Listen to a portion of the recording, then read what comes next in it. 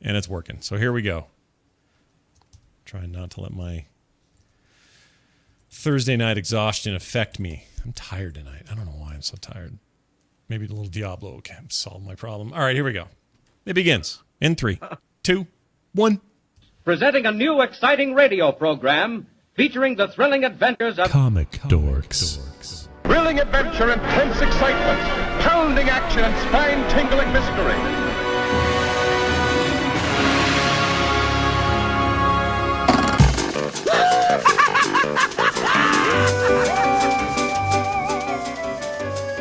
Hello, everybody. Got to unmute myself. Hi, what's going on? It's Comic Dorks. Welcome back to Comic Dorks, everybody. Comic Dorks episode 18. Today is Thursday, April 17th, 2014. My name is Scott Johnson, joined tonight by Scott Kurtz. Hail Hydra. Hail Hydra is right. I'm already sick of that meme, though. We'll talk about that in a minute. Steven Schleicher. Hail Hydra. Hello. I'm even more sick of it now. And then the one, the only Mark Spagnola. Mark. Hail FROGPANTS. Yeah, see? You know what you're... Changing it up. I don't know why that's playing. That's weird. So, hey, welcome back, everybody. It's a episode of Comic Dorks. It's been a while. We're glad to be back, and so much has happened since we last poked our noses in here and talked about things. That Hydra thing is going to come up because we're going to talk about Captain America 2, what we thought of it, what we think of those movies moving forward, and the bitch slap Marvel gave DC with the news about Cap 3 coming out and when it's coming out.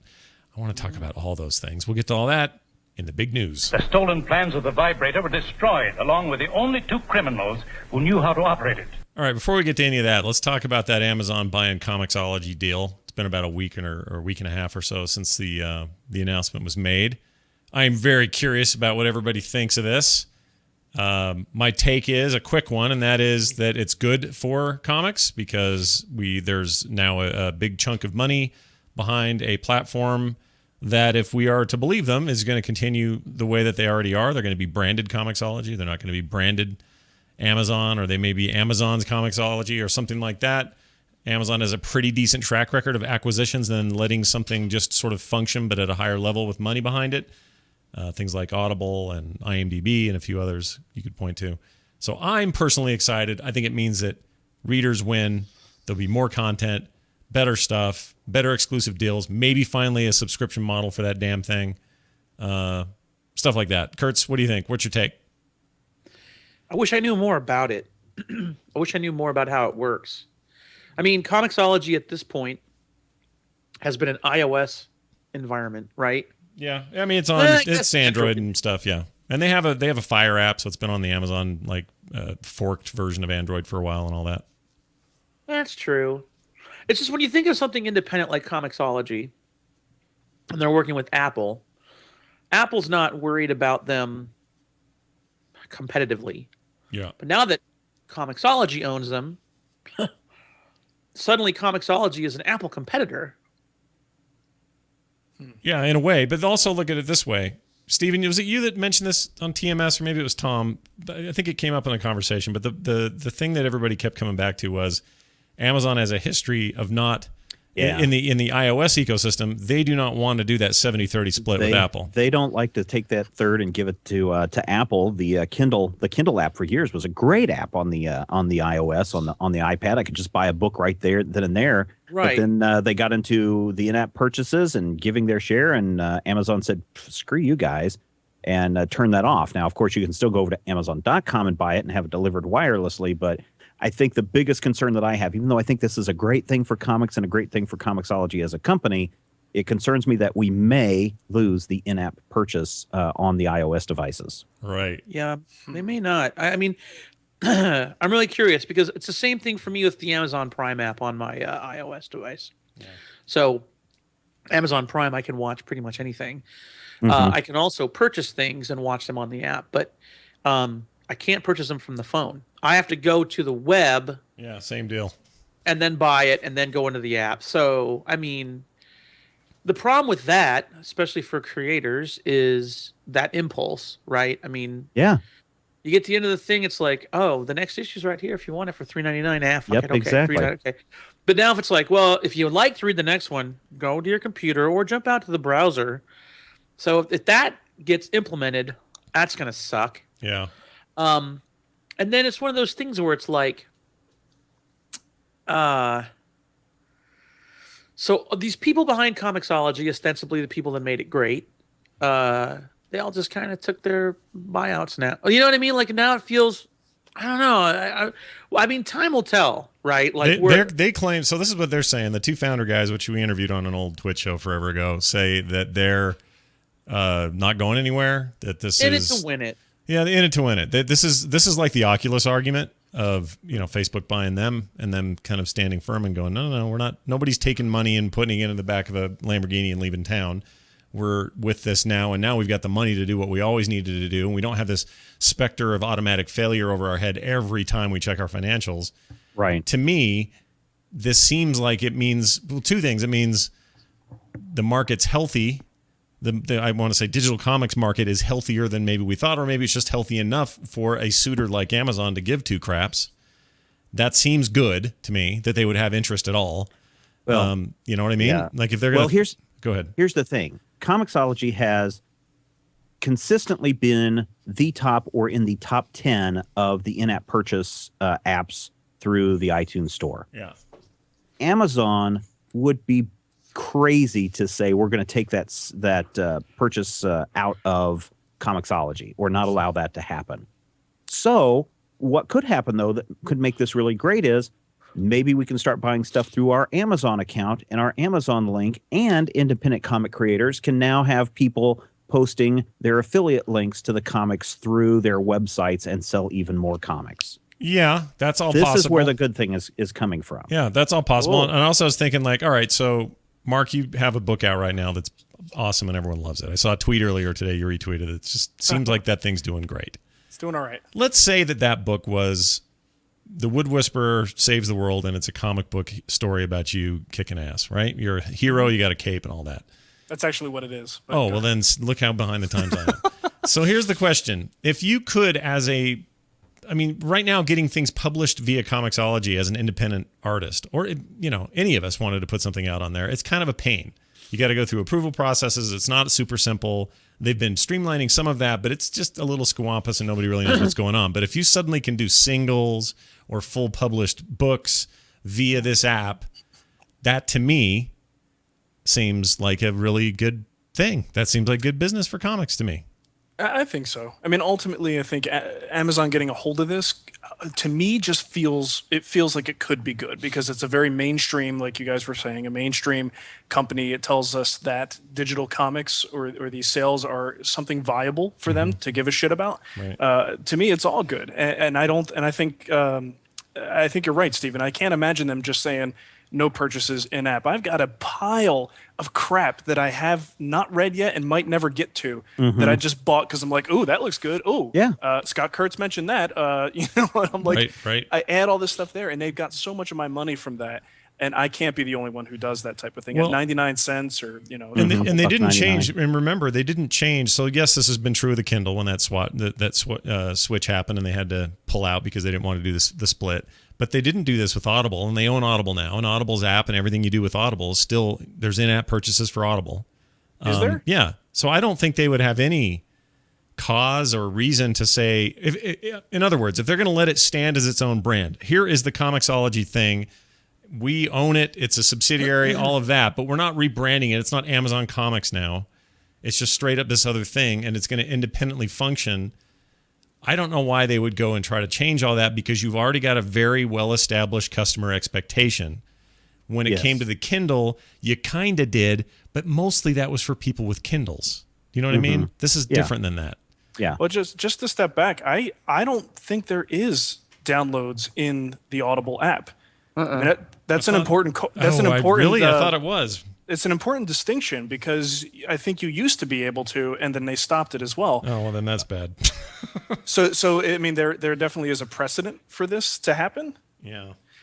I mean, it won't affect me personally too much because I've got a local comic book store that has a Comixology sort of affiliate store that I can go to and make my purchases there, and then they just show up in my account. I go through that extra trouble just to support my local store. So for me, it wouldn't be a big deal to buy them online and then just have them show up in app.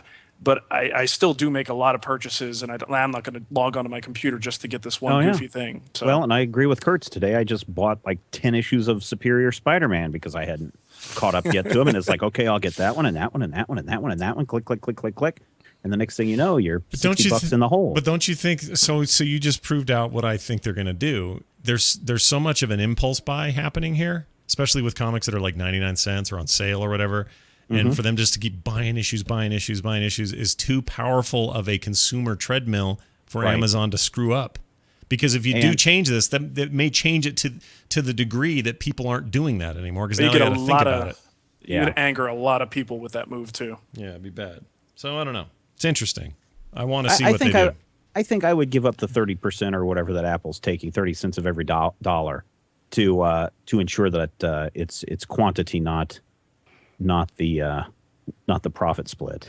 You're right. So what they've done here, this is important to note. It looks like it's Amazon email and password for Audible now. So if they're tying if they're tying that stuff, those credentials to this, then that could be a problem. I don't know if they are, but they are with Audible.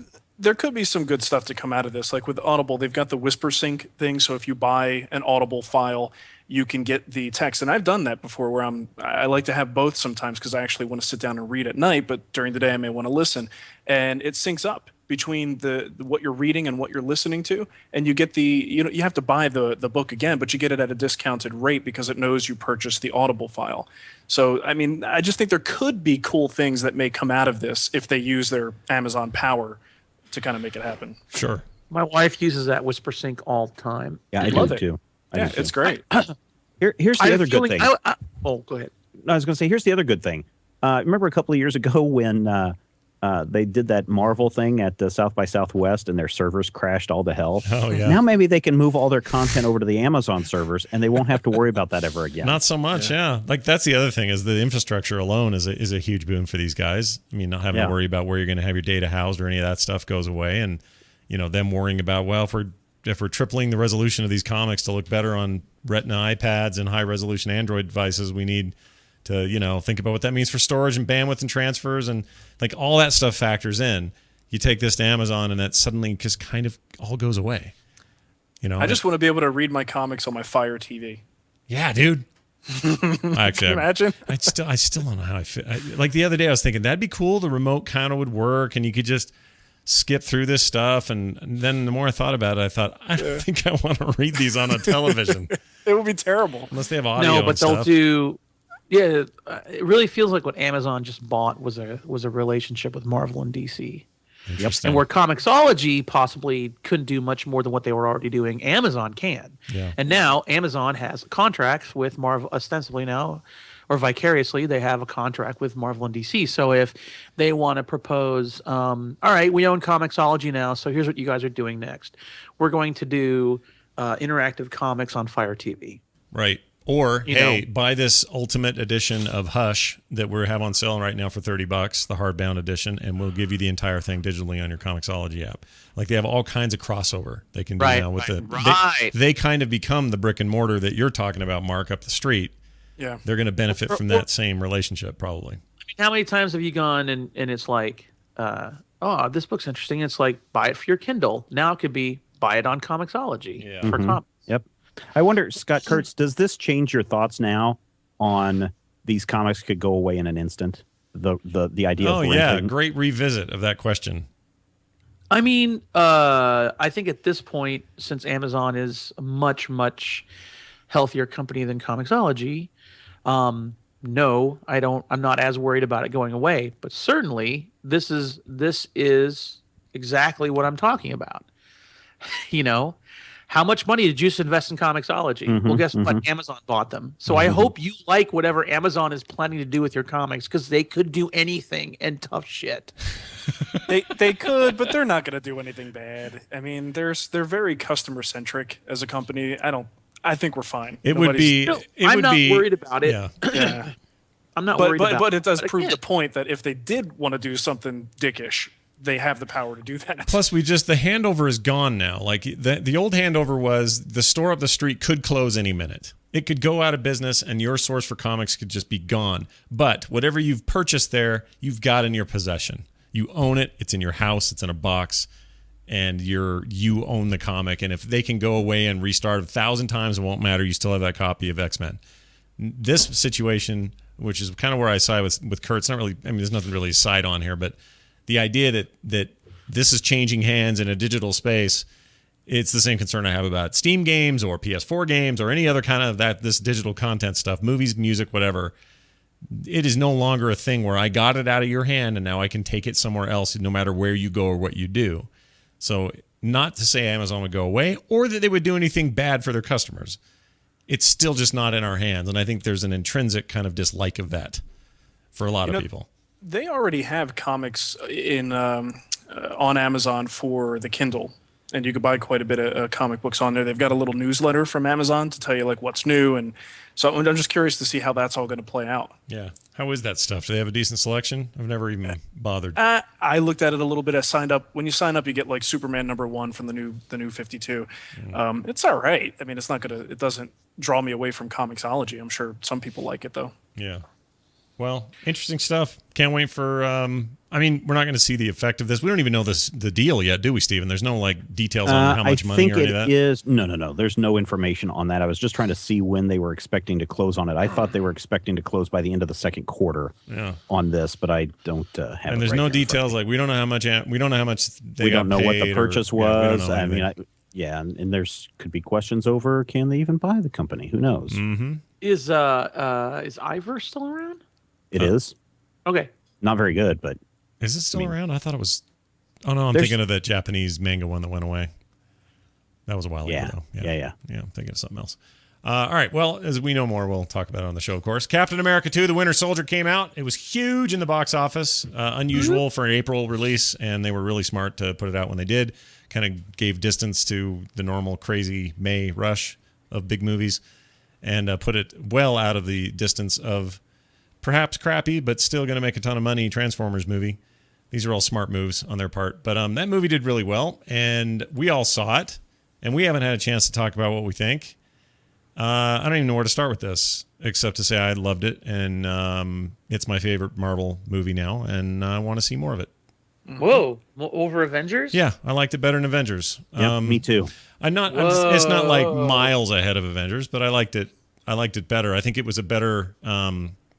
How do I put this without pissing off Joss Whedon lovers and loyalists out there, of which I'm one? But I think it was better written. I think it was better paced. I think it was a story that wasn't afraid to tap deep into what comic books are instead of trying to mainstream every little thing up. Where they weren't sure, they went ahead and went back to a thing that works in comic books, and they made it work on screen. I think the relationships, the acting, the character portrayals, the action was all freaking top notch and badass, and I loved it. I loved every second of it. I really don't have a bad thing to say about the movie. That I can think of. Well, if I'm going to say something about it, I mean it's a fairly predictable story, but wrapped up in the spy thriller that it is, I thought it was very well done. Taking the two genres, the spy thriller and the superhero movie, smashing them together and creating something that was really fun to go to the movies and see and get excited about and see everybody doing their thing up there. It was a fun time. It was definitely a fun time, and it is much better, I think, than Avengers. Yeah, I don't know about much, but I'd say it's better. I would say that. Kurt's defend it, man. Wait, what? Hold on. Before we get to you, Mark, I want to know what you thought. You went and saw it with Nicole, and she was raving about it. Yeah, it was great. It to me, what I love about these Marvel movies is I'm waiting for the day when they just phone it in because they can, and this is just another great movie that didn't have to be this great. I mean, historically, with something like this, you would think they'd be phoning it in, but these movies, just one after the other, are really good movies, and it's all leading to something and connecting to this bigger tale that's behind the scenes with all this stuff. So for that reason alone, the fact that it was watchable would have been, I'd walk out of there happy. But it was a great movie on top of that. So all thumbs up for me. All right, Kurtz. Why is Avengers better? I'm trying to create controversy where there is none. What? You just want me to get mad? Come on, man. Give us a rant. I don't know that it is. I think that why is Avengers better? I've watched Avengers at least 7 times. I can sit down and watch it tonight if I need to. Yeah. Like if you put it on, I'd watch the whole thing right now. I love the movie. Yeah. I think Avengers has just all the right beats and all the right moments. I was defending it the other night to criticisms I've seen.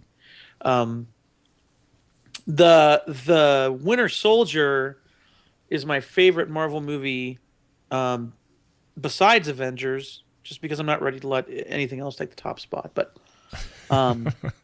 you're not going to let Iron Man 2 wedge its way in there. No, I mean the very first Iron Man is pretty good, but great. it breaks down in the third act pretty badly. Yeah.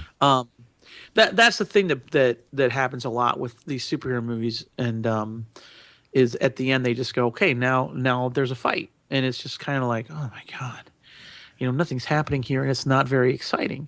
So it's all CG and nothing's really happening, and I don't care. I thought the fight between Iron Man and Ironmonger at the end of Iron Man 1 was kind of, I don't know, kind of pointless. But anyway, that's neither here nor there. Captain America, the first one, to me, was a very, very special movie to me. It came out right when my dad had his stroke.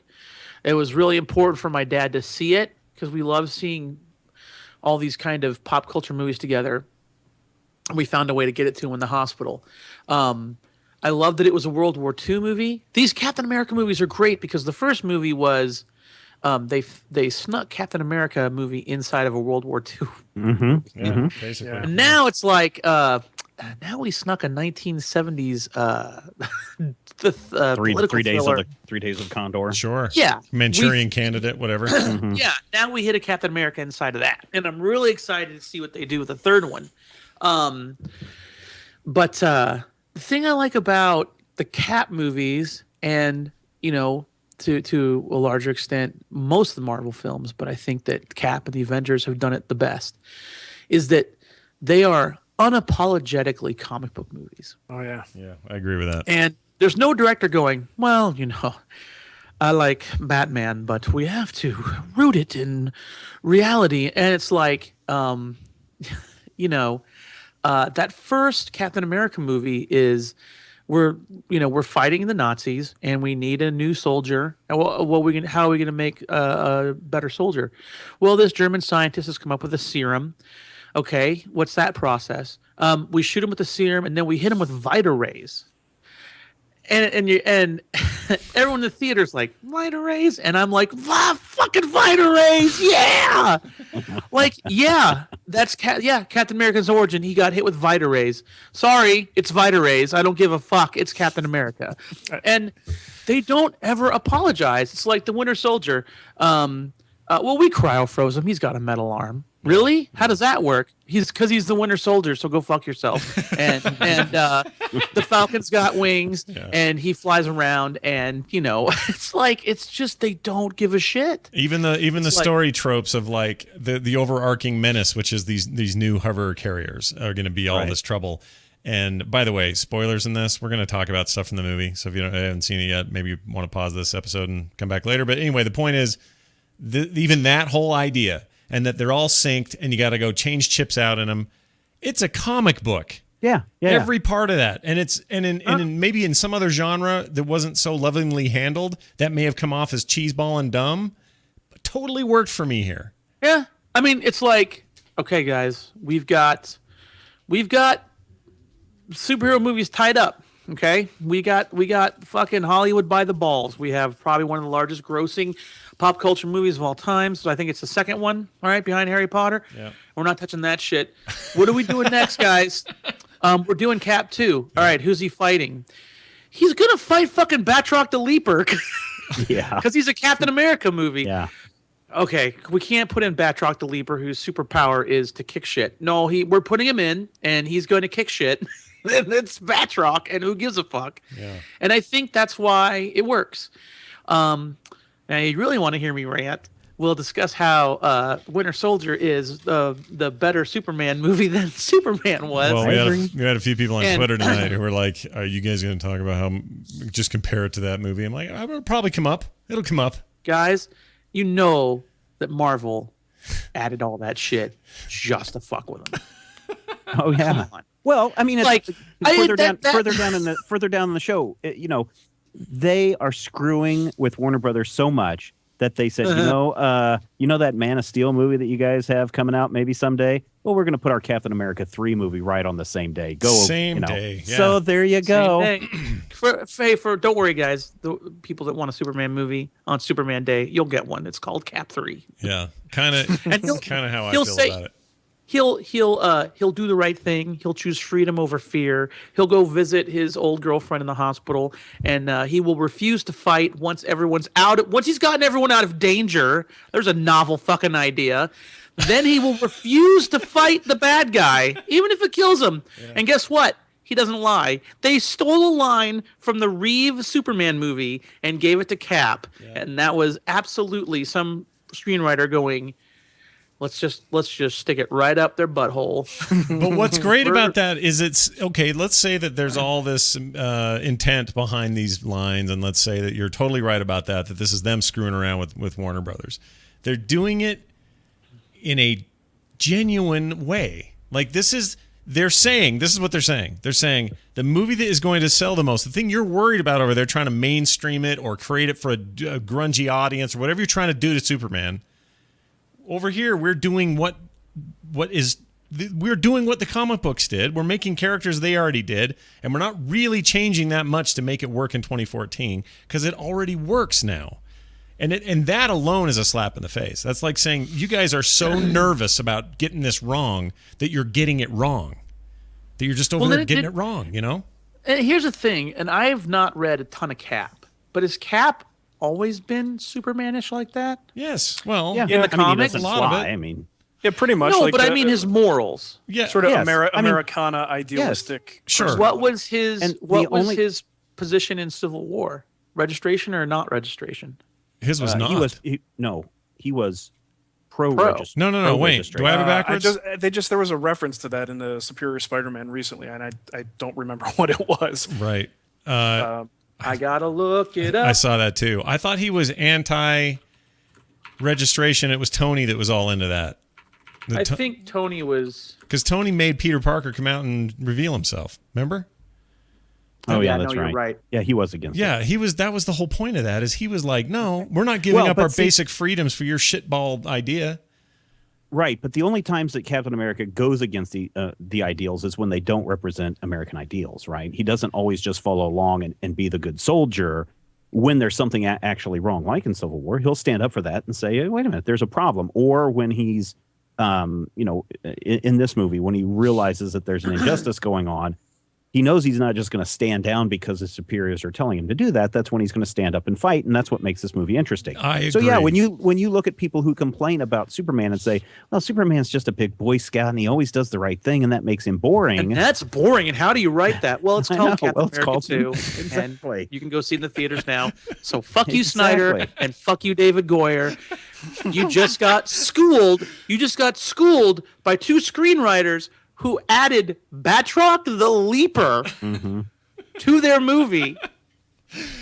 Yeah. 4 guys in holograms who needed chairs. Yeah. And it was still a better movie than it is. And it's not so much Steel. that this isn't just a petty told you so thing. We all want better for Superman Batman. We do. We want it. We want better than what's happening over there. It's just this it'll be bold a good movie. I think Batman Superman will be fun. In a weird way, Marvel is acting the way Captain America is being portrayed here. They're just being true to the roots of the thing, and that's the principle is be true to the character. That's it. That's the principle. Now I'm gonna say a prayer by my bedside. Dear Jesus, my Lord and Savior, who I've given my I love you. Please do this for me.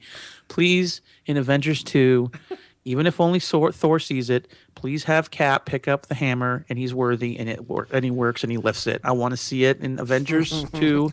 Please give me that moment, and that will be, and let him use that hammer to put the final nail into DC's coffin. Amen. I love you, Jesus. Good night. We have a good night's the new goodbye greeting.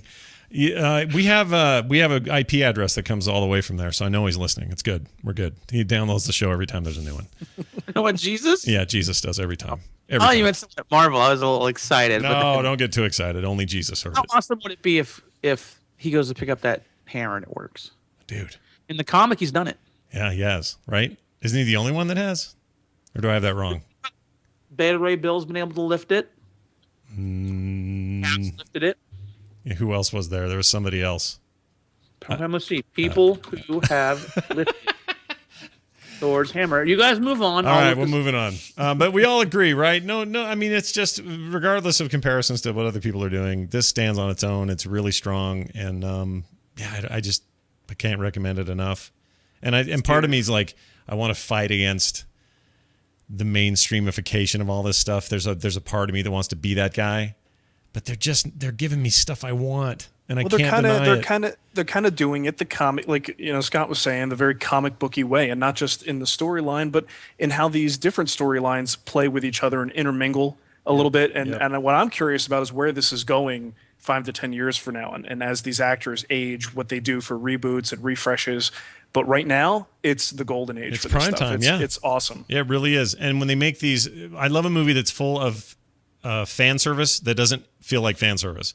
So there'll be moments of like, yeah, the Nick Fury's like, they made me look dead because I took that stuff Banner's been working on to calm him down. Or just the mention of Stephen Strange. Yeah, that was great. My daughter hit me in the arm when that happened. She goes, Dad, they mentioned Strange.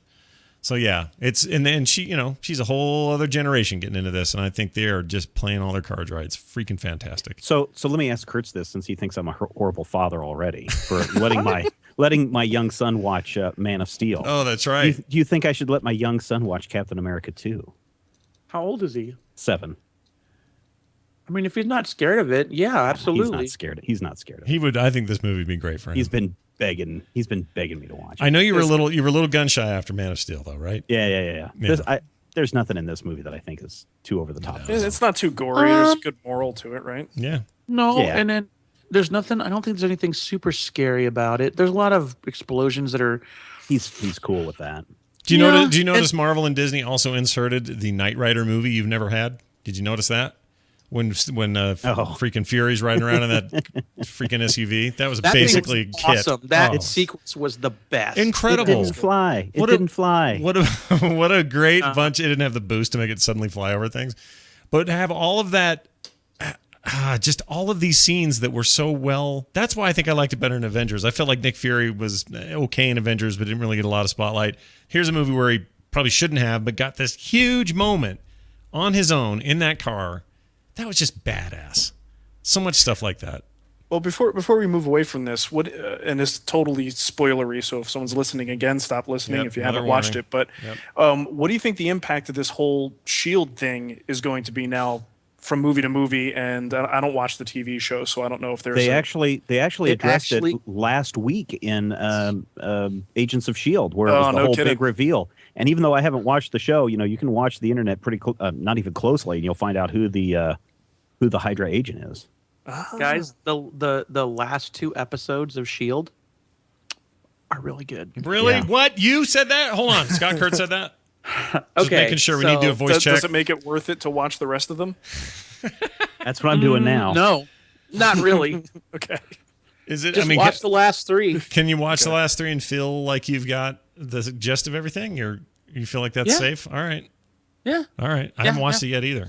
It really feels like I don't think anyone has to worry about it being canceled because ABC owns Marvel, or owns Disney, which owns Marvel, and they have all these movies coming out, and they literally have a block of prime time where they can advertise all of their Marvel movies. So why would they give that up? I mean, they basically have prime time, spots to just push their movies. But everything that I didn't like about the show is kind of getting turned on its ear, and it's moving at a good clip. All right. Maybe they can sustain it. So I don't want to spoil anything for you, but there have been kind of monsters of the week kind of things leading up, where like they almost kind of show things, but not really. Like they kind of like, all right, there was an Asgardian, there was an artifact here, and they went to Peru to get this Chitauri piece of weaponry, and nothing really happened with it. And then they found this guy that made this new element called gravitonium, and they locked him up, and they've been shooting every time they find something, they shoot it into space. They use this thing called the slingshot. Like, no, we got ever since New York, this shit cannot be on Earth. Throw it into space. In the latest episode, now that Hydra has taken over, spoilers, they all bust into this place called the Fridge, which is like S.H.I.E.L.D.'s big thing. And he's like, what are we doing? And the bad guy's like, oh, we're just going to get all this awesome shit. And he goes, they shot it into space. And he goes, nah, you don't think Fury shot anything into space? And they just are like, here, grab this Chitauri weapon, grab that staff, grab the gravitonium, let's go. And I'm like, oh, now it's getting good. Now, I don't know if that was the plan from the beginning, which is kind of a dumb plan because it was boring until now. But if things keep at this clip, plus the addition of Patton Oswalt's been pretty awesome. Oh, yeah, I heard good things about that bit. He's really great. Yeah. No, I mean, I'm excited about the next one. Yeah. All right. Well, maybe we all need to catch up, at least the last 3. All right? I would watch the last 3, yeah. Okay. Up till then, I'll just get synopsis online or something. Yeah. I don't have time. Like, if I'm going to do a new show, I need to know I'm going to enjoy it. It needs to be, they don't all need to be True Detective, but I need something good. Catch up until the last 3 episodes by reading, and then jump in. All right. Fair enough. You'll be all right. 2014 Eisner Award nominees announced.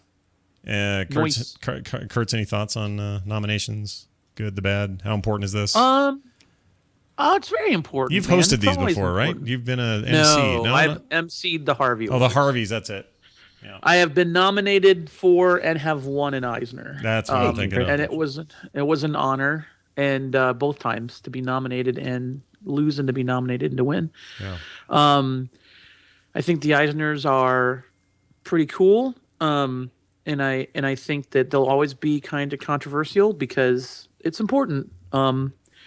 It's the comic book industry recognizing its peers. It means a lot to be nominated. It means a lot to win, and it stings when you aren't, especially when you work really hard on something and you submit it and it gets overlooked. So, I mean, you're going to read a lot of stuff online. The thing I like about the Eisners is it's pretty inclusive, and it's pretty, like, especially this year, there's a lot of crazy stuff up there. It's not just all like Marvel, DC, Image and stuff. And no, I think it's good. Now, geez, Matt Fraction doubled up on Best Continuing Series with Sex Criminals and Hawkeye. That's great. Anyway, no kidding. Keep going. Yeah.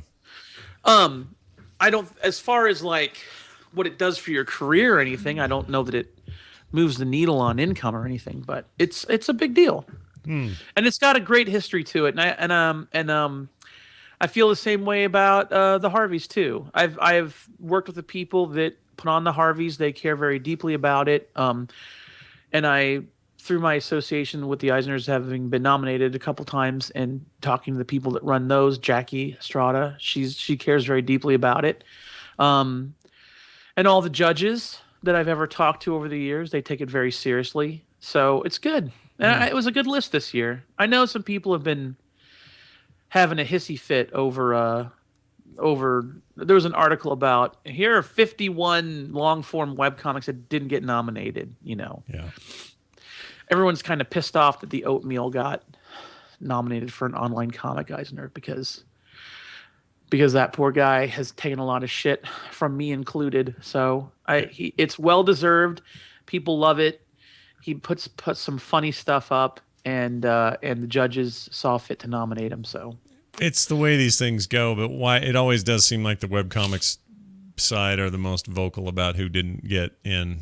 Is it just because there's so many and everybody thinks they're special, or what do you think? No, it's because it's harder if you're a webcomic. For one thing, you have to nominate yourself. Your publisher doesn't nominate you because you are your own publisher. Right. Second of all, it feels like there's only one spot for everyone. So a webcomic is only going to be considered for webcomic. It's not going to be considered for best new story or best new series or best continuing series or best single issue or best humor publication or, the comics as a whole gets the whole list, you know. But it it might also be that webcomics people don't know to submit for those other things. I certainly would. I didn't submit anything this year, but next year I would like to submit Table Titans for Best Colorist, or Steve for Best Colorist on Table Titans, and I would like to submit Table Titans for Best Online Comic. I'll probably submit it for Best Continuing Series. So, you know, I'll submit it for all kinds of things. And I think, I don't have the list up in front of me, but I think Matt Inman, who does a webcomic called The Oatmeal, has a nomination in a non-online comic category. Oh, interesting. I got to check. Let's see. He's best short story for When Your House is Burning Down, You Should Brush There Your you go. Teeth. And that's, best short story. The So dude, that's not And- even an online comic. Nope. And he's also listed for The Category. Oatmeal for best digital webcomic. Yep, those two. he's Yeah, it's a force to be reckoned with. His numbers are enormous. I don't know how much that plays into this, but you know, to pretend that I don't know that it his- does. but to I mean, pretend I've his talked to a lot of popularity, judges. but to say his popularity is, in other words, there's a reason he has so many people following him and digging his stuff. It's huge, and it's huge because he's touched a nerve. It's the same way that, I don't know, you could argue this for any creator of any era. Why did I don't know, Charles Schultz read so many people? Because he did. Well, I can tell you. I'm not going to compare those two guys, but you know what I mean. I can tell you for certain that the Eisner judges, they sit down and they have conversations and they take things into consideration. And I know that PvP's nomination as an online comic happened not because I submitted it. I did not submit it because at the time I was told that, and I think it still holds true, that the online comics category is only for long form comics. So I did not submit PvP because it's a strip. Yeah. And I was told years and years later, after I was nominated and won, that they were all sitting around and someone said, "Why isn't PvP nominated?" And Jackie said, "Well, he won't submit his name because we're only long form." And they're like, "Well, that's dumb." So they submitted, the judges themselves nominated me. So, you know, that means the judges were looking at the category, you know, believe me, those judges, they got so much. It's such a huge undertaking. They have to read so much stuff. They're not just going to pick something because of popularity. Yeah. It's a lot of work they're in for. So The only anyway, thing not as competitive as webcomics is woodworking, right, Mark? It's very, very competitive. No, dude. Every time I hear, like, there's I can't remember what I was, some other podcast, some totally unrelated to you or I, or doesn't have any idea who either of us are, I think, talking about all this infighting with people who do woodworking in their local town and both have, like, YouTube channels and the war that's going on between these. I'm like, is it really that crazy? real arms race. You know what? Assholes come in all shapes and sizes. Some are wooden assholes. And they do all different hobbies too. That makes sense. I mean, the controversy behind the 2012 Woody Awards alone. the Woodies, I know, right? Tell me about it, man. It's Trouble, crazy. man. Amazing Spider-Man 2 on May 2nd. Free Comic Book Day on May 3rd. May the 4th be with you. I hate saying that. On May 4th. And Star Wars Day, best weekend, or it's basically Star Wars Day. Best weekend or greatest weekend ever? I don't know, man. That seems pretty good to me. You guys excited happened about about Star Wars Amazing Day? Spider-Man? No. Not really. No. I feel like I'm in the wrong demo right now because it's still fresh to me, the other ones. I still haven't gotten over that. I still haven't seen the first one of this new reboot. I still haven't seen it. Yeah. I saw the preview when we went to see Captain America. I think it was a preview there. And I'm just looking at it, and like for me, Spider-Man, he's like my beloved childhood character.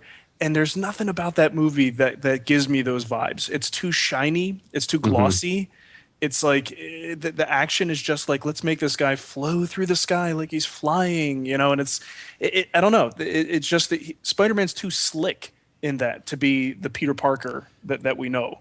There's something about it that just does not work for me. I don't feel like the break was long enough. That's where I think I'm having a problem with it. Because I don't have a problem with Spider-Man. I don't have a problem with the comics. Never have. And I didn't really even have a problem with the Raimi stuff, at least not 1 and 2.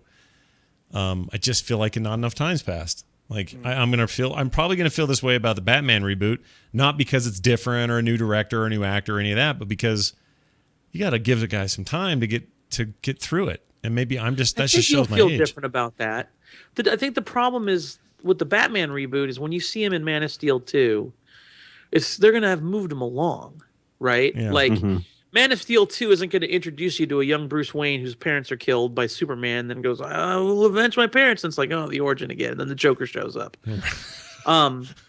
You're going to see a Batman that's further along in his story. They're already saying he's going to be an older Batman. So they're just going to assume you know who Batman is and jump in, which actually could be interesting. The problem with the Spider-Man reboot is that Peter Parker is bitten by a radioactive spider and learns how to use his powers has been done already recently. It's done every time. You don't do Spider-Man without telling that damn origin. Yeah, but it's like...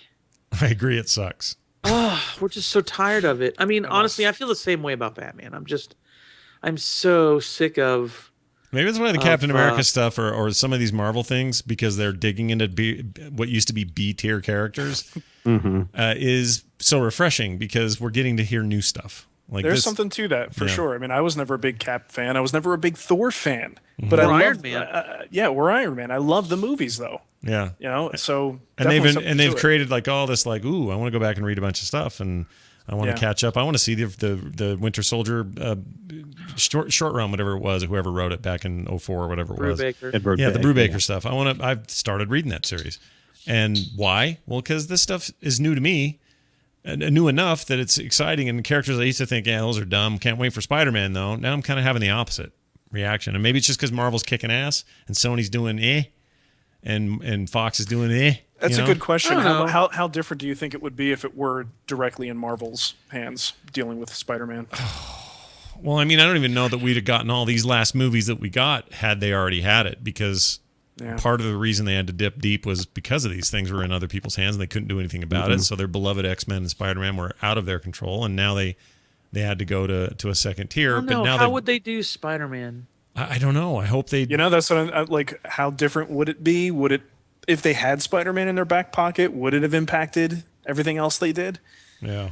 Wouldn't it have been great if they had done, when they rebooted Spider-Man, if they had done Morales instead? Mm-hmm. Oh, that would have been great. It would have been really, really, really cool to have done that. But people would have flipped. Here's what should happen. What could have happened. What would happen if... What would happen if... Shit. Where's my phone? I'm getting a call from the Enterprise. I'm sorry. What would happen if Disney dug deep and paid off Sony $1 billion to get Spider-Man back? Yeah. What they should do is they don't need to redo a reboot of that. They just bring Spider-Man into the universe, bring and him into the world. Avengers 4 could be Civil War. Yeah. Well, there's some theory. Who put this forward? Somebody had a great idea about this, about the Avengers 3 being literally that. Civil War. That Civil War is next on the plate. And my comment was at the time, well, hold on. We got really important Peter Parker, Wolverine, other people in that story. That's real hard to tell without him. Who was this that I was talking to? You can't do Civil War. I was talking to somebody about this, and they made a really compelling argument, though, for it. How is it done? But it doesn't work. Because Tony Stark said in the first movie, I'm Iron Man. Thor that has no singular identity. He's a fucking Asgardian. Cap is on file. He's Steve Rogers. Yeah, that's true. Yeah, and they're not only really that, not doing but in this last movie, pretty much every piece of information that S.H.I.E.L.D. ever had it's now public. out there. I'm trying to remember the last. Wow, now that you mention it, are any of these current things have a masked hero? Nobody. When I mean masked, I mean hidden identity. No, they're not doing that. Oh, nope. That's crazy. It didn't occur to me until just now that what you said is true. That's weird. Interesting. Yeah. That's a major change then. That is, but no one noticed. I didn't notice. It's a boring trope because it's like, I have secret identity, and then you tell the girlfriend, then by the end everybody knows. Yeah. Or you keep, if you're Tobey Maguire, you keep taking your mask off every 5 minutes. Yeah, that's true. Having people kiss you upside down. Hey, here's a little bit of a tidbit of information that people may not be aware of. The Amazing Spider-Man 2 is going to have a tease for X-Men Days of Future Past. At the end credits. What? Oh, okay. And they are owned by two different studios, those two properties. Yeah, they are. But apparently Mark Webb was under contract with Fox to do a movie, and they kept delaying on the Fox movie, and he was going over to Spider-Man, and in order for Fox to allow Webb to go do Amazing Spider-Man 2, they said you have to run some kind of promo or have some kind of promo for our X-Men movie in it. Wow. Really? Really? So they're crossing the universes through an in-credit sequence. Jeez, that's like Spawn and Batman fighting that one time. So here's what I was going to say something about that. Oh, so you know what's really cognitive dissonance for me is seeing quote unquote Quicksilver rolling with the X-Men in that new trailer, and quote unquote Quicksilver rolling around in a freaking cage at the end of Cap 2. Yep. I still don't like that. I don't like that they can't call him a mutant, and I don't like that he exists in this other place, and yet it's all from the same company, but now it's not. Like, I hate that. That sucks. I do too. It's annoying. It really is kind of crazy, and I don't know. It's like Angela being in Marvel now. I have the same problem there. Like, I get that now the rights are there and all that other stuff, but Angela from Image and from Spawn, it's just, what are you doing there? Like, it just weirds me out. It'd be even weirder if they were in both places, and that's what this feels like. It's like, Quicksilver. Oh, Quicksilver. Different actor. One of them is that kid who creeps me out on that freaking American Horror Show or Horror Story, and the other one is a guy I've never seen before, and I don't like it. No, sir, I don't. Yeah, you've seen him. It's Kick-Ass. Oh, was it Kick-Ass? Is it? Right? I don't know. Is it? I don't know. He's blonde. The Avengers 2 Quicksilver is Kick-Ass. Oh, well, he was in the cage and moving really quick, and I couldn't tell. Wait, and who's the girl from American Horror Story? The kid. So this is why it's confusing. In X-Men: Days of Future Past, Quicksilver's played by a dude who was in American Horror Story. He was the boyfriend that also was kind of a psycho in the first season. Creepy blonde kid. The creepy neighbor blonde kid, yes. Yeah, the picking up on the daughter. Right. From the most recent one. Yes. Oh, you just spoiled the whole series. That's fine. That's what this show's about. It's fine. We're spoiling things. Quicksilver in Age of Ultron is Kick-Ass. Oh, okay. That is him? Yep. Yeah. All right, fine. Whatever. That's a better hero anyway. Kick-Ass 2 bugged me. Well, I mean, we dove into the Amazing Spider-Man 2 thing, but I think what's great about this first weekend in May is it's all nerdy pop culture stuff. I mean, the whole weekend is built around Free Comic Book Day. Marvel jumps in and says, here's a comic book movie that's coming out. Star Wars is, for years, I've had May the 4th be with you, and it all just converges into this big nerdy weekend of cool stuff. It's going to be great. What's happening on Star Wars Day? The great thing about this, too, is that, like, most other people in the world are celebrating Cinco de Mayo, and it's not even on your 5th. List here. I know. I was going to put that in there because... Not even part of the conversation where the rest of the country is out getting Mexican food and drinking. All the white nerdy kids. What happens on 4th? What happens on Star Wars Day? It's just Star Wars. Star Day. Wars outs and yeah, just the same old crap. Yeah, it's not like they're releasing. When does Days of Future Past come out? May 28th. Yes, 28th. Okay. You guys heard about that lawsuit today, right? So Bryan Singer's being accused of... I don't want to talk about that. Yeah, we're not going to talk about it. I actually don't think that there's enough to even talk about because it's all real secret-y hoo-ha, and they're denying anything, and it's just the timing of it's bad, obviously for the movie and for him, and if there's any truth to it, certainly, and if there's not, even that sucks. So I don't know. It's all a big mess. We were talking about it on the show earlier. Yeah, the studio basically said, "Hey, this is a private matter, and we're not gonna say anything about it. Yeah, just go watch our movie. Just go watch our movie and spend your money there." That's what they're saying. All right, let's get to some quick stuff here. We talked about Cap 3 launching its movie at the same day as Man of Steel 2, which is hilarious. Voice actor for Jarvis confirms role as the Vision for Avengers 2. This is oh gosh, you wrote his name down. Paul Bettany. That's it. I really like that guy. If anyone has ever seen, I know some of us had to have, but a Master and Commander, that movie with Russell Crowe, he's in that, and he is freaking amazing in that. Knight's Tale. And Knight's Tale is good in that too. Oh yeah, he's Charlemagne. Jeffrey Chaucer. Yeah, Chaucer. Yeah. Vision. Wow. Talk about your C, D, E tier of heroes. Let's go way deep. Pull that guy out of the. Well, I mean, sometimes. Who knows about this guy in the mainstream? Nobody. I have a theory. Go for it. Okay. I have a theory. I can't wait to hear this. All right. So in the very first Captain America movie, which I recently rewatched, when they go to the World's Fair, to Howard Stark's World's Fair, they show the synthetic man. They show the original android Human Torch. And that's what Ultron turned into the Vision, right? In the comics? I'm fuzzy on this.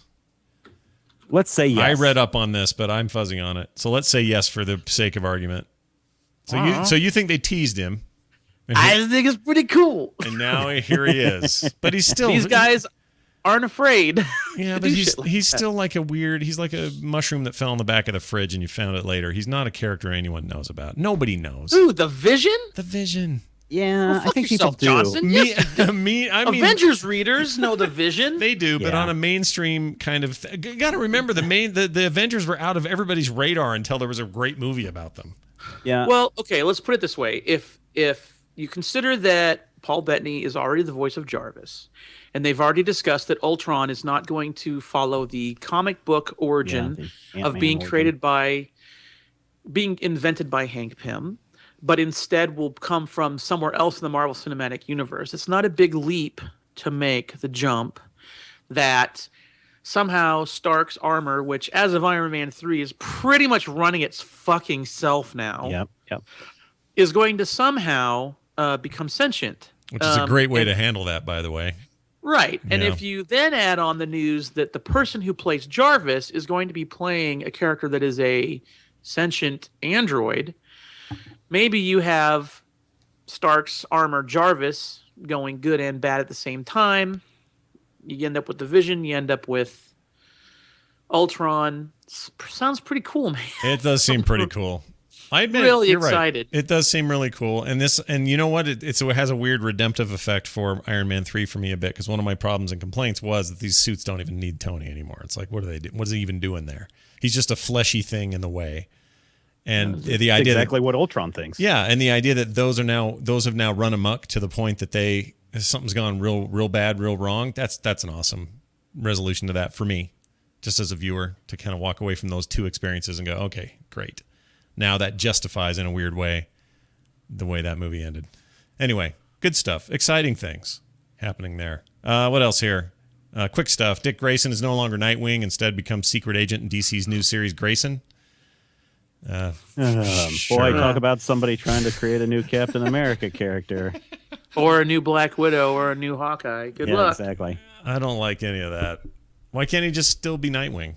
Because he was That'd be outed cool. in the Forever Evil storyline, and now everybody knows his secret identity is Nightwing. So So they just threw that in the trash?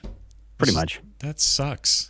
Well, I mean, there's rumors that have been circulating for years that Dan DiDio wanted to kill off Nightwing during the final crisis, and he's been trying to do everything he can to undermine the character ever since. But All right. I don't know. I don't know that for sure. Battlestar Galactica looking to make it to movies again. So that's happening. Let's see. Bruce Timm did a short celebrating 75 years of the Batman. Holy It crap, that rocks. was awesome. It's great. good. It's really It good. was awesome. Yeah, it's really good. Why that guy? He should just keep making things. What's going on over there with Bruce? I have total fucking fanboy moment with that guy. He's great, dude. You've met him a couple times, right? You've talked to him. No, he was at Emerald City one time, and I walked up and I went, I'm a cartoonist, and I love you, and I love you, and I walked off. Humped you his know, leg like- and then left. That's great. Then Game of Thrones renewed for 2 new seasons, so that's fantastic. And congratulations. And not a surprise. No. What book are they on? They're on 3 still. This is still 3rd book. And So there's been 4 seasons. yeah, this And season they split. Okay. correct. Book 3 got split between season 3 and 4. The one we're on 3 now and is 4. 4. And So then- this season will end with boy. We have to talk about spoilers. Do not listen to this next part if you've Oh, okay, not hold read on. Game of Thrones. Okay, Yeah. tell me when to come back. All right. Oh, you don't know either. Yeah, good point. No, I'm still on Okay, season 1. plug your ears. Plug your ears Because for a I've read second. this. So what are you going to say? This season ends with Tyrion and Tywin in the commode, right? In the crapper. Yep. Okay, good. Yeah. You know the scene. Bring him back. Okay. Even if you heard that, that's not much of a spoiler. I took my headphones off because I didn't realize you were going to the end of this season. I thought you were saying like current episodes. Oh, sorry. No. Okay, so my question is then that means that this season Yeah. officially Ends book means 3. that next season ends book 3. So that means they just renewed for the books that currently exist. Then they launch into Feast of Crows or whatever it is. Is it Feast of Crows? Feast of Crows is next season, Yeah. and Dance with Dragons is the Is season the after fifth, that. right? And So it's still one book per season, but let me tell you, man, Feast of Crows is a fucking slog. Yeah, I know it is. And here's that was what I was going to say. How are they even going to, I bet that, see, this is what I think they're going to do. They got 3 seasons in them, right? Left. They do what they need to out of Feast of Crows, but next season is some Feast of Crows and then right into Dance with Dragons. And that other book is done by the 3rd season, and that's our final season. Well, but so Feast of Crows and Dance with Dragons is the same book. They just made them split it. It all takes place during the same amount of time. Yeah, you're right. But they said, no, that's got to be 2 books. So they said, okay, these characters in the first book and these characters in the second. But when you read them, remember, it all happened at the same time. And there was no Tyrion in book 4.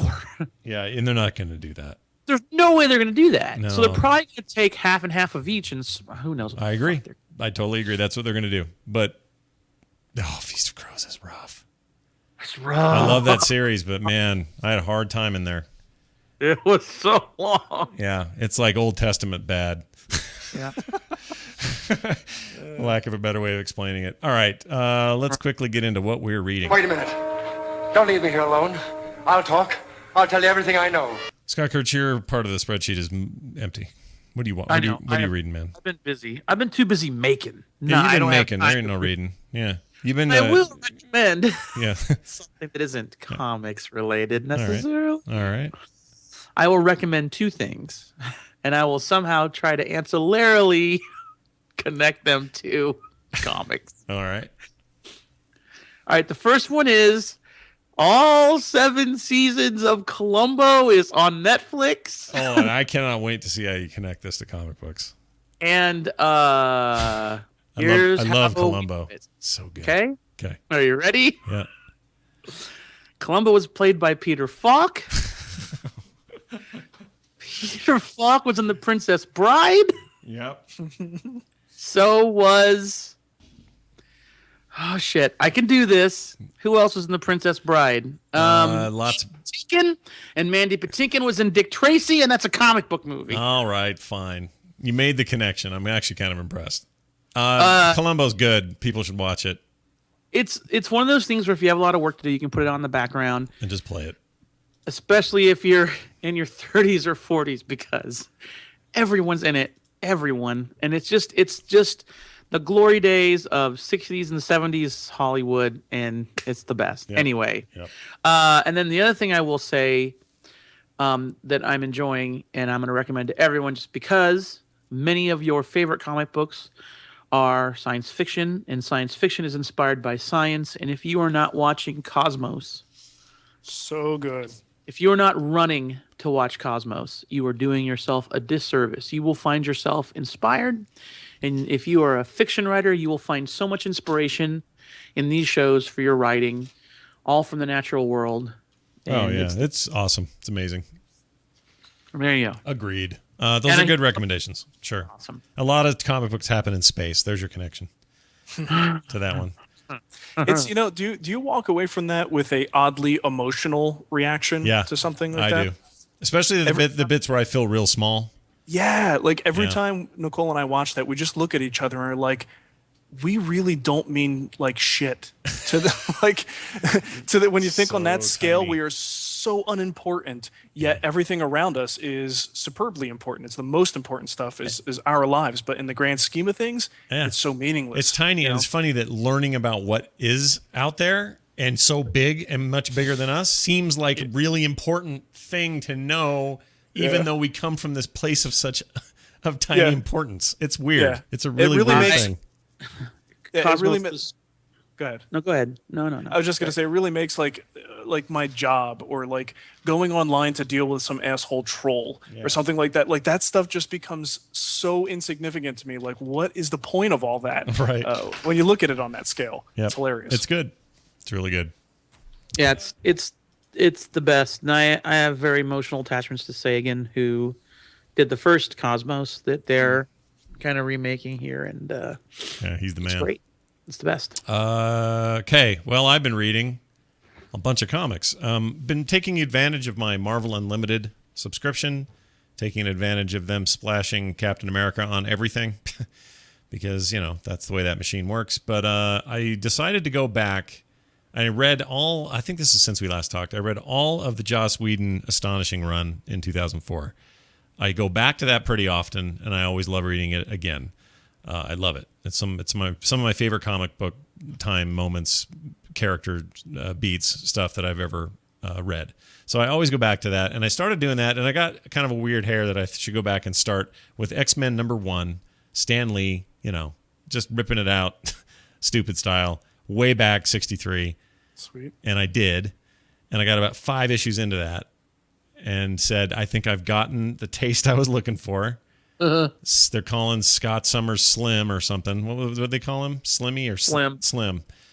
All the weirdness of that washed over me, and then I said, all right, I'm getting back to the 80s somewhere so I can kind of enjoy it again on why I liked it in the first place. Back to the Future. Back to the Future. So I've been doing that a lot. Just a lot of old X-Men issues, a lot of 80s, 90s, early aughts. Really enjoying it. Just being able to go back and get what I want. That app's improved so much that I'm using it like crazy. I still don't think it's as good as the Comixology app in terms of the reading experience, but it's still pretty damn good. A lot better than it used to be. Also, a lot of Captain America stuff. I talked about that earlier. 90s stuff from the early aughts as well. I tried to get into a relatively recent run of X-Force, and I don't like it. Don't like it. I don't know what happened there. There's something, I don't know. The characters are off. The characters I love from other things are off, and they're weird. And I don't like that kind of alternate timeline. Everyone acts kind of funny. Cable's kind of okay in it, but I don't like the way Wolverine's handled. I think Captain America is like a mannequin. He's awful in it. It's not good. Which are you reading? What is this? I'm trying to remember. It's right here. I could probably just pull it up. It's X-Force. The art is really cool. I'll give it that. But the writing just feels... hold on, Hearthstone's up. Get out of here. Well, we're doing a show here, Scott. Yeah, I know. I got all these stupid games up. Okay. Let me load this in real quick, and I can tell you. X-Force. Oh, come on. All right. The only other problem I have with that app, the app's okay, but it doesn't save your place when you... it kicks you out of the app and starts over. Is it the recent run of X-Force? I want to say it's pretty recent. This should be a pretty low number still. Oh, it's Cable and X-Force, 2012 to present. That's the one. That's older than I'm thinking. It's all right. I don't know. I can't get hooked in, so I'm probably not going to finish that one up. But I've been just reading a lot of Marvel stuff. That's been a lot of fun for me. Mark, what are you reading? It's for me all about catching up with Superior Spider-Man. I've was about 10 issues behind and changed all that in the last 2 days. So it was good binging on it. The whole Superior storyline. I don't know if you guys, if I'm going to spoil this for anybody, so I'll kind of be careful with it. But it's kind of an interesting thing. I've been watching this because it's such a potential for major change in a character who ultimately is not going to change. And they have to keep things at the status quo. So, there are some changes taking place by the time it's all said and done. This is all being resolved, and we're going to, spoiler, Peter Parker's coming back, as if you didn't know that. Yeah. But for me, when I see a story like this, a big storyline like this, I just want to know, what's changing? What is there lasting change that happens as a result? And ultimately, I kind of made a list, and there's quite a few small changes, but when it comes down to it, they could start with The Amazing Spider-Man completely fresh and just kind of resume where they left off prior to Superior Spider-Man, and not a whole lot would be different, which is a little disappointing. Despite that, I did have fun with the story. It was a good read. I enjoyed plowing through 10 books in just a day. So overall, pretty good read. Definitely worth it to go through it. I think there may be some residual things that are come into play in the next few books that come out. At least I hope so, because the way Doc Ock sort of exits the situation is it's sort of quick and sudden, and I just can't believe that that's it. There's got to be something else that's going to come back to haunt Peter in the future. And it's over, right? It's done. I assume so. Yes, this should. What is it? Issue 31, I believe, it's labeled as the finale of that series. Yeah. And I got the cancellation notice from Comixology as well that book is ending. That must be it then.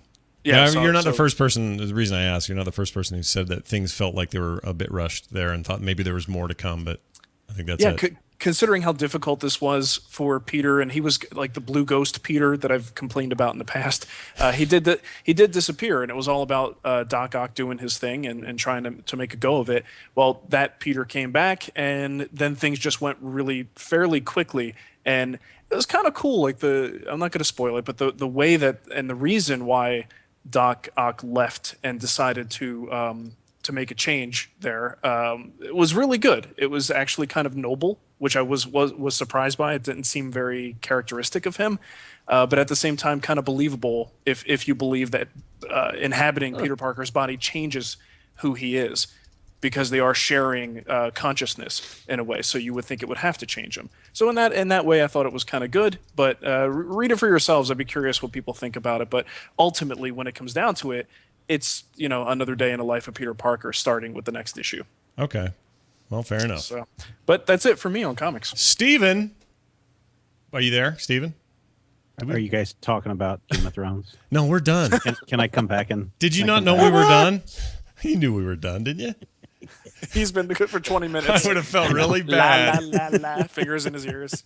Don't worry. All we said was a thing that's not even spoil. We're not going to say it again, but it wasn't even that spoilery, I don't think. In fact, it makes no sense unless you know what No, the right way to do it would have been to said, "Oh, so you missed the part where we talked about him in the toilet." Yes. Yeah, the crapper, really. Yeah. So what are you doing? I want to hear about Batman Eternal, and it looks like you've been reading it. So Batman Eternal is the new weekly series from DC Comics, which is kind of a big deal to do a weekly now. Some other, Mark, you were just talking about Spider-Man. Spider-Man was doing that as well for a while, coming out weekly. About 3 times a month it would come out. I don't know how long they're going to be able to keep this up, but basically this is Scott Snyder continuing to tell Batman tales in the Batman world that he's created. The first issue was this kind of it's really, this feels more like a 70s detective drama, because there's some actual mystery of who are these people that are causing the trouble. Who, James Gordon gets arrested for firing a gun at a man who didn't have a gun at a person and causing a subway accident that kills hundreds of people. And Batman, of course, is trying to prove that his friend is innocent or who's behind it. And so it really becomes this murder mystery kind of thing that I'm really kind of digging on. Now, issue number 2 just came out yesterday, and there's a character that goes way, way, way, way back to the Long Halloween that returns to DC Comics. And that's kind of an interesting change up. I was surprised by it. But, of course, he's been New 52-ized, and I'm not sure I like that change. Mm. And this it's a weekly, is it? Yeah, it's weekly. So you're going to see this every week. You're going to have, and of course they're charging you, what is it, $2.99 or $3.99 for the book. So Batman fans are going to be shelling out for all their Batman stuff. This is a pretty good series. I really like it. After 2 issues, I'm like, this is really good. And if they can keep up this type of writing, and I'm sure Scott Snyder's capable of doing that, then this is going to be a series that's going to be the bestseller for DC for months to come. Let's get on Snyder for getting all this Batman work, man. Yeah. He's good. Yeah, he is. Well, there you go. That's what we've been reading. Hope you guys enjoyed that. Let's get to some emails real quick. Dear Comic Dorks, says Marie in Vancouver, British Columbia, Canada, says, I collected comics throughout the late 90s and until the late 2000s. I have over 7 long boxes of comics stored under my bed. Where is a good resource to know what general value there is for each comic? I don't plan on selling. I just want to pick out the lesser valued comics to either give away or sell at a garage sale. Any tips or tricks? Love the show. Wish to hear more of it, says Marie. Is it still that big? There used to be that big manual. Not manual. Yeah, there's the Overstreet Price Guide. Is that still the deal? It's still there. The Comic Buyer's Guide is another one that you can pick up. Wizard used to do it as well, but the Wizard prices were usually overinflated. The problem is, and the late 90s to the late 90s to the late 2000s, you're not going to get much out of it. And I think that Marie understands that. Mm-hmm. You'll probably get maybe $50 a long box total. Mm-hmm. You can go through the buyer's guides. You can go on eBay and find out what some of those comics and series and runs are kind of going for, and that'll kind of give you an idea. But if you take it down to your local comic shop, I know one comic shop that it's basically you bring in stuff from that time period, and either they're not interested or they'll pay you $20 for the entire long box, and that's it. Yeah, because that's how many comics in a long box typically, you figure? 200, something like that. Yeah, so if you got, $20 even seems like a great price to unload it to the people selling it, and to them, they can actually make money on those and sell them for a buck a piece or whatever. 10, yeah, well, they'll probably buy them for 10 cents a piece and put them in the quarter bin. Yeah, that makes sense. And occasionally there may be something in there that is, that is worthwhile.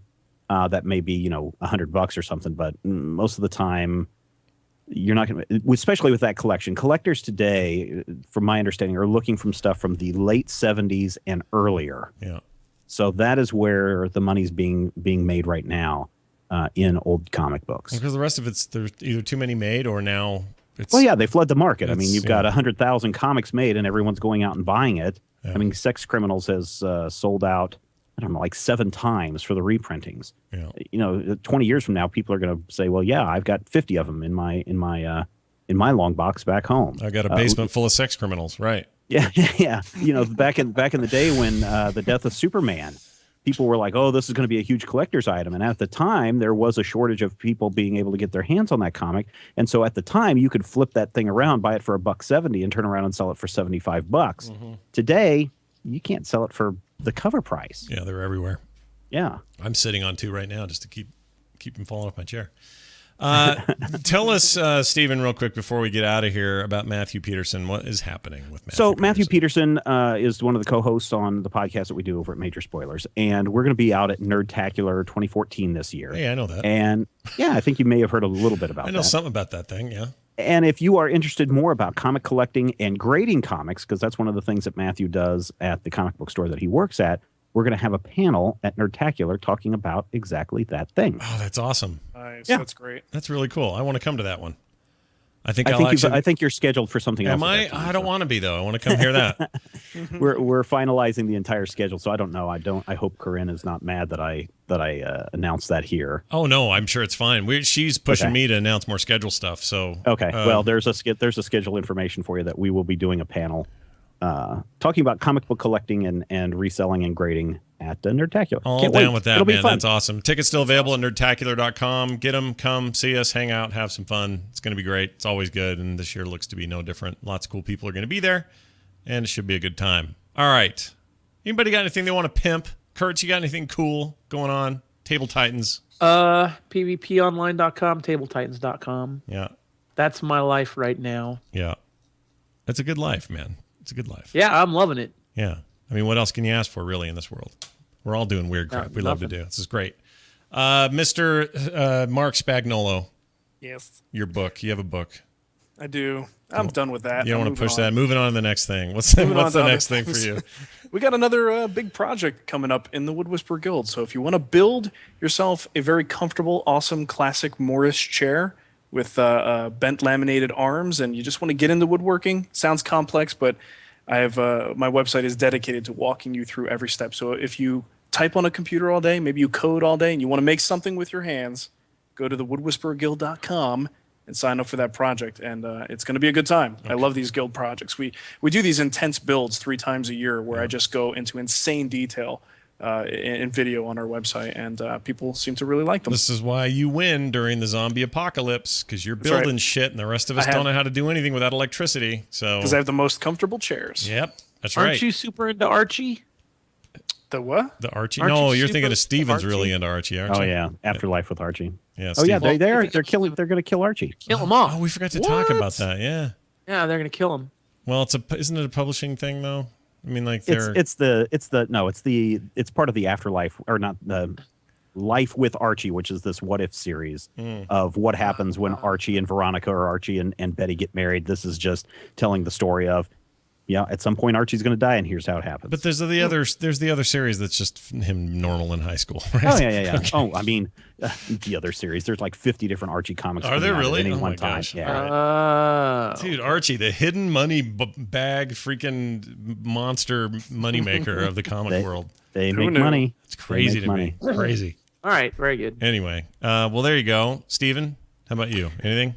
Oh, there's this little site called Major Spoilers where people can go and find out some cool comic book news and some reviews and some other things. And oftentimes we will talk about web comics as well. Yeah. And then, of course, we've got a bunch of podcasts that people can listen to. So it's all good over at majorspoilers.com. Yes, and I really like that you are the guy who comes from a place called Major Spoilers, who had to hang up his headphones and not listen to us while we spoiled something tonight. I think that's fantastic. That's true. I like it. That's true. I like it. As for me, there's a ton going on. Just check out the website, frogpants.com. Also, on Free Comic Book Day, we're doing what we did last year, which is I created a custom bit of art that is, well, I don't want to give away what it is yet, but comic fans will love it, I hope. And we're going to give them away free, absolutely free. You'll get one in the mail. Simple as that. You just got to sign up for one. We did it last year. Nobody could believe it.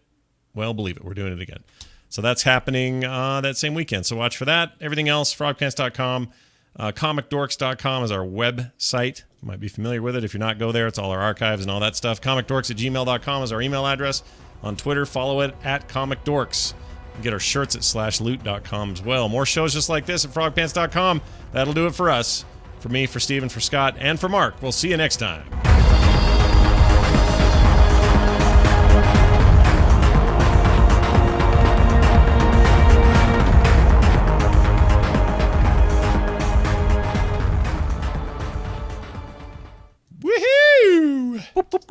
Good Nice. show, guys. Done. That was great.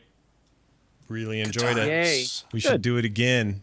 Real soon. Sooner than last time. We should do this periodically. I think so. Yeah. Quarterly even. I feel like it's like my taxes. I just do this like once a year. But that was awesome. So thanks, everybody. And we'll do more soon. Scott, I hope you're feeling better, dude. That sucks that you're getting sick. Me too. All right, that was worth it. I don't have any other. No, it's not true. I got my dad. I was going to say I don't have any other conventions to deal with until Gen Con. So. You got the big divorce convention though in July. It'll be great. That's going to be great. It's going to be the best. Yeah, you're going to be missed it. You're going to be missed at Nerdtacular, man. I know. You really will. People are going to ask, "Where's Scott?" And I'll say, "Where's Scott? Next year. Next year.